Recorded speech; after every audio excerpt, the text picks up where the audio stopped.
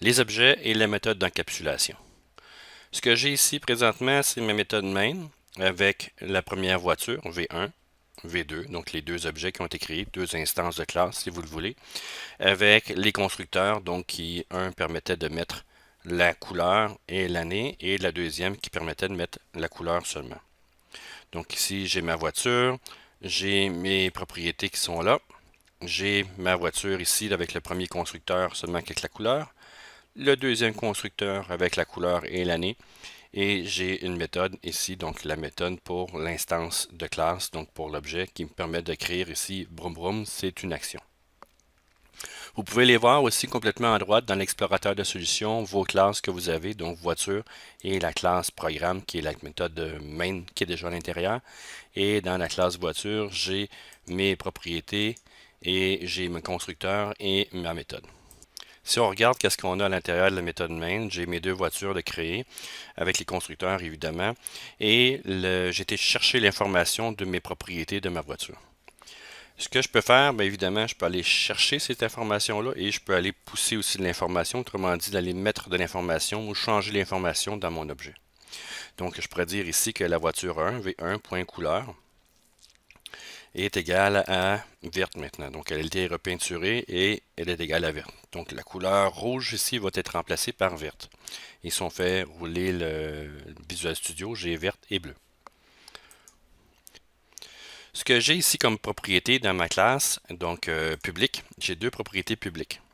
La bonne manière de travailler, c'est de les mettre privées. Autrement dit, c'est d'encapsuler, c'est de contrôler comment l'usager va venir chercher la donnée et va aller modifier la donnée. Donc, dans certains cas, pour certains éléments, ça serait intéressant de pouvoir aller seulement chercher la donnée et dans d'autres cas, pour des objets, d'aller seulement porter de la donnée ou d'avoir les deux. Donc, d'aller chercher ou modifier la donnée. Ce que j'ai ici, public et public, ce n'est pas une bonne manière de travailler, donc je dois les encapsuler. Les encapsuler, autrement dit, c'est de les protéger. Donc ici, ce que je vais faire, c'est private. Je vais changer private ici et je vais changer private. Si vous regardez aussi avec les notions de private ici, ce que les gens vont faire souvent, c'est qu'ils vont mettre des soulignements pour dire quelle variable est à l'intérieur, donc qui est encapsulée à l'intérieur de l'objet, donc autrement dit à l'intérieur de la classe, donc de l'instance de classe. Et vous avez donc ici en mettant un souligné, on peut savoir que cette variable-là, avec le soulignement au début, qui est couleur, c'est celle qui est privée à l'intérieur de la classe et cette variable ici, c'est celle qui arrive de l'extérieur. Donc, c'est la portée des variables. Vu que j'ai défini ici privé à l'intérieur de la classe, ces données-là, ces variables-là vont être disponibles à l'intérieur de la classe seulement.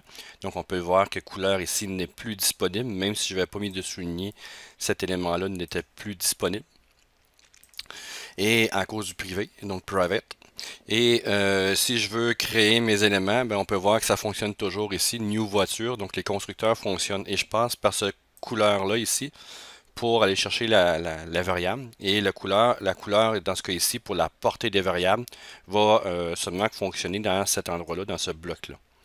Donc ici, ce que je peux faire, c'est de faire this.couleur. Donc je transfère la donnée directement dans le nouveau. Donc dans celle qui est privée, je prends la donnée externe, couleur, et je la transfère dans ma variable interne. Donc, on a accès à ces éléments-là. Évidemment, ça ne fonctionne pas plus. Donc, ça, c'est normal. Donc, ce que je vais avoir à faire ici pour pouvoir permettre de laisser à l'usager de changer l'information, bien, ce que je vais faire, c'est des méthodes. Des méthodes ici qu'on appelle des getters, setters en anglais, ou des accesseurs donc pour le get, et des mutateurs pour le set. Donc, c'est ce que je vais faire à l'intérieur de mes éléments. Donc, je peux le faire en dessous de mes méthodes ici. Donc, je pourrais faire une place où est-ce que je vais indiquer que c'est mes getters. Moi, j'aime mieux le mettre en anglais, mais vous pouvez le changer en français, getter et setter. Donc, qui vont être là. Et pour faire un élément de getter, setter, vous devez faire une classe évidemment publique pour qu'elle soit accessible de l'extérieur, public. Est-ce qu'elle va retourner ici? Ben, pour la couleur, je vais en faire une pour la couleur. Donc, elle va retourner le string, puisque la variable de couleur, c'est string. Et je vais dire ici que c'est couleur. Et si vous regardez dans la notion de classe, j'ai mis un V majuscule pour les classes et vous pouvez le voir ici dans les classes qui sont faites par défaut à l'intérieur de C Sharp, c'est tout le temps, ça commence tout le temps par des majuscules. Et évidemment, si j'avais voiture, je sais pas moi, voiture de promenade, ben je continuerais à faire P promenade, ainsi de suite. Donc c'est tout le temps des majuscules au début de chaque mot. Donc c'est une convention, c'est pas obligatoire, mais c'est une convention, une très bonne convention que vous devez utiliser.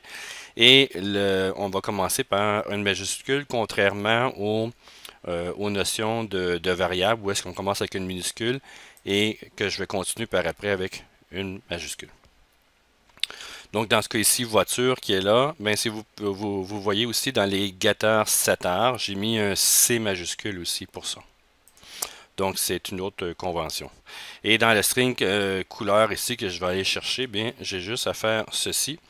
Et je vais aller chercher l'information. Donc, je vais rentrer l'information à l'intérieur de ce getter et setter là.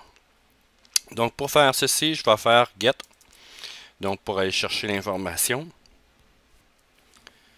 Donc, get ici, c'est la syntaxe est un peu différente. Donc, get, quand je vais aller chercher get, qu'est-ce que je vais faire? Bien, je vais faire un return la couleur, la variable de l'instance. Donc, couleur ici. Et je vais faire un set. Donc, set. Oups, je pense que j'ai des problèmes de syntaxe. Donc, ici, get, non n'existe pas. Je crois que c'est ça ici qui n'aime pas. Voilà. Donc, on ne met pas de parenthèse ici.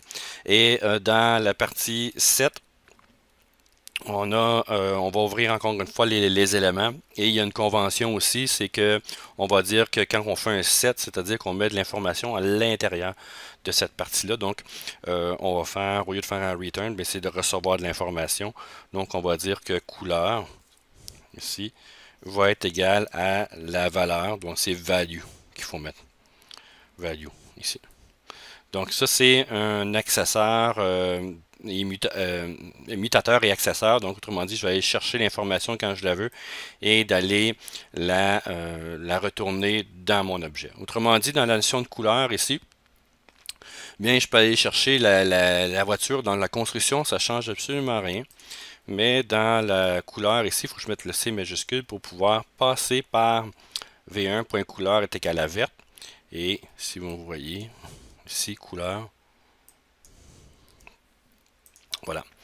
Donc, je passe par une méthode pour aller mettre de l'information. Donc, c'est des getters et setters, donc des accessoires et mutateurs qui me permettent de rajouter de l'information et ça fonctionne de cette manière-là. Donc, je peux contrôler comment les gens vont aller chercher l'information. Vous me direz qu'il n'y a pas grand-chose que je peux faire, mais ce que je peux faire dans ce cas ici, je peux aller faire un autre accessoire mutateur pour la deuxième variable, donc d'année. Et pour le véhicule, je ne veux pas que l'année change. Évidemment, quand il est construit, il n'y a pas d'année qui va être modifiable. Et ce que je peux faire là-dedans, l'année, je crois que je l'avais mis en integer, ouais, en integer ici, donc public integer. Je vais faire donc l'année, c'est ça? Année, ouais. Donc année, pas de parenthèse. On rouvre le bloc, donc avec les accolades. Et je vais faire seulement qu'un get. Donc je vais faire get ici. Et je vais faire return année, donc le soulignement année. Point virgule.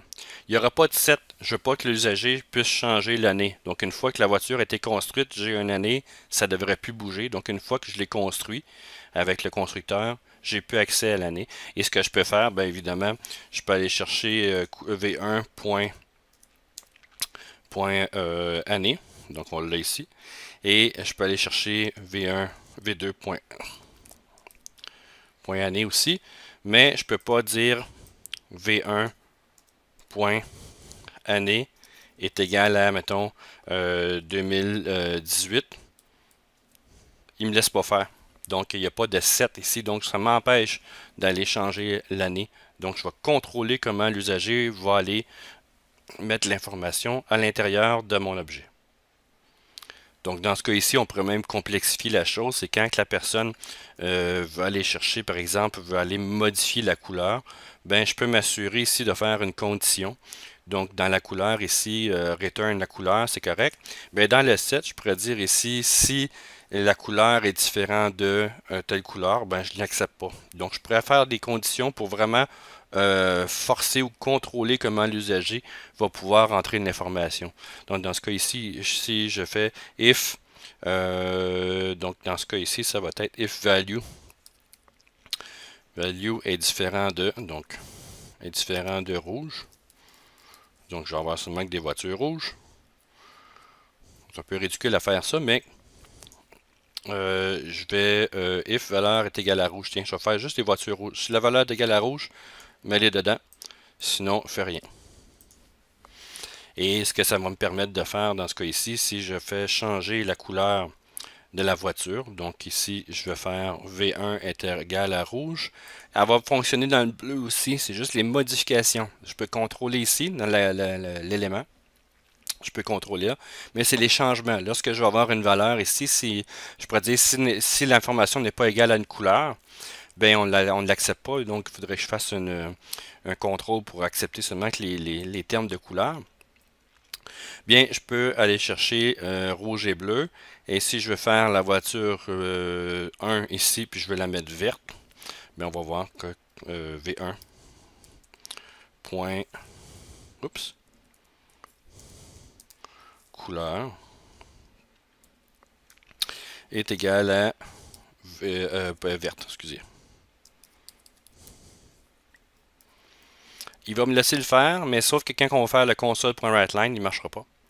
Donc, vous allez voir qu'il va mettre, ouais, je n'ai pas changé mes années. Donc, couleur,